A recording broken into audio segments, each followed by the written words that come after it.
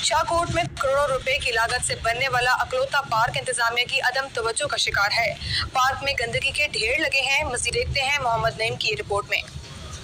वैसे तो कदीमी शहर शाहकोट के बासी पार्क्स के हवाले से हमेशा ही महरूमियों का शिकार हैं। लाखों की आबादी के शहर और ननकाना साहब की एक अहम तहसील होने के बावजूद भी शहर भर में एक भी फैमिली पार्क मौजूद नहीं, यहाँ पर शहरी सैर व तफरीह के लिए जा सके। गुज़श्ता दौरे हुकूमत में करोड़ों रुपए की लागत से एक फैमिली पार्क हिल पार्क के नाम से बनाया गया, मगर पार्क में सिक्योरिटी के इंतजाम न होने की वजह से आहनी गेट, ग्रिल्स, सोलर लाइट और इनके टावर पर या तो चोरों ने हाथ साफ किए या फिर नशेइयों ने इसे औने पौने बेच दिया।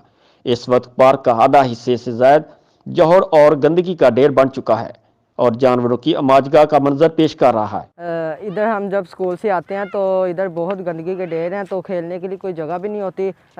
शाहकोट में वाहिद सिर्फ एक ही पार्क है जिधर कोई इंतज़ामिया नहीं है। जब हम इधर खेलने को आते हैं तो इधर गंदगी की बदबू आती है, बकरियां भी इधर कोई इंतज़ामिया नहीं है। साड़ी तमाम इंतज़ामिया अगे अपील है भी एक दरबार शाहकोट हिल पार्क की सफाई की जाए, जिस तो बच्चे जड़े बीमारी तो बहुत मुतासर हो रहे हैं। पार्क को ठीक करवाएं, यहाँ बहुत गंदगी है, बकरियाँ चराई जा रही हैं, हम यहाँ खेल नहीं सकते। दूर दूर से लोग आते हैं यहाँ, लेकिन यहाँ बैठने की जगह नहीं होती है। गुजारिश है ये जो गंदगी है इससे लोगों को कहें ये गंदगी ना फैलाएं, और यहाँ हमारे खेलने कोई जगह भी नहीं है, इसीलिए इस पार्क को ठीक करवाएं।